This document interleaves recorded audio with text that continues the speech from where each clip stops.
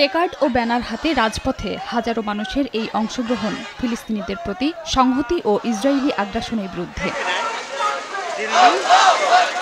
শনিবার March for Gaza কর্মসূচিতে জেলায় জেলায় বিক্ষোভে নামেন দলমত নির্বিশেষে সর্বস্তরের মানুষ। বরিশাল নগরীর সদর রোডে বিভিন্ন ব্যানারে আলাদাভাবে সমাবেশ হয়। এতে বিপুল সংখ্যক মানুষ অংশ নেন। আহ্বান জানান মুসলিম দেশগুলোকে জোটবদ্ধ হয়ে ফিলিস্তিনের পাশে দাঁড়ানোর। ফিলিস্তিনের পক্ষে যখন যুদ্ধের ঘোষণা আসবে কাফন মাথায় পেঁচিয়ে আমরা যুদ্ধের রওনা দেব। আমরা এই ময়দানে আজকে দাঁড়িয়েছি একটা মাত্রই চাওয়া, যে গণহত্যাগুলো করতেছে গণহত্যার বিচার চাই। আল আকসা ফ্রি চাই, নির্যাতন বন্ধ চাই, আমরা শান্তি চাই। আমরা ইসরায়েলের এই বর্বরোচিত হামলা বন্ধের দাবি জানাচ্ছি এবং আমাদের রাষ্ট্র কর্তৃক ইসরায়েলের পণ্য বর্জনের জন্য যথাযথ পদক্ষেপ নেওয়া উচিত।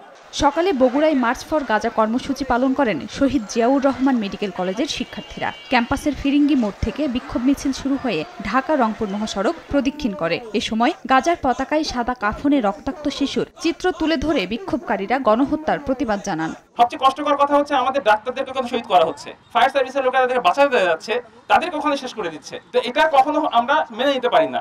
আমাদের হৃদয়ে রক্তক্ষরণ হচ্ছে।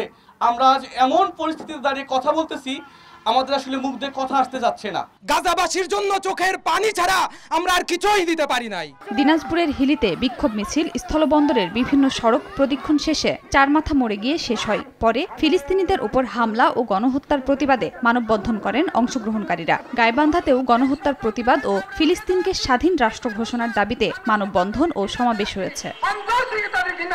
খাদিজা স্বপ্না, সময় সংবাদ।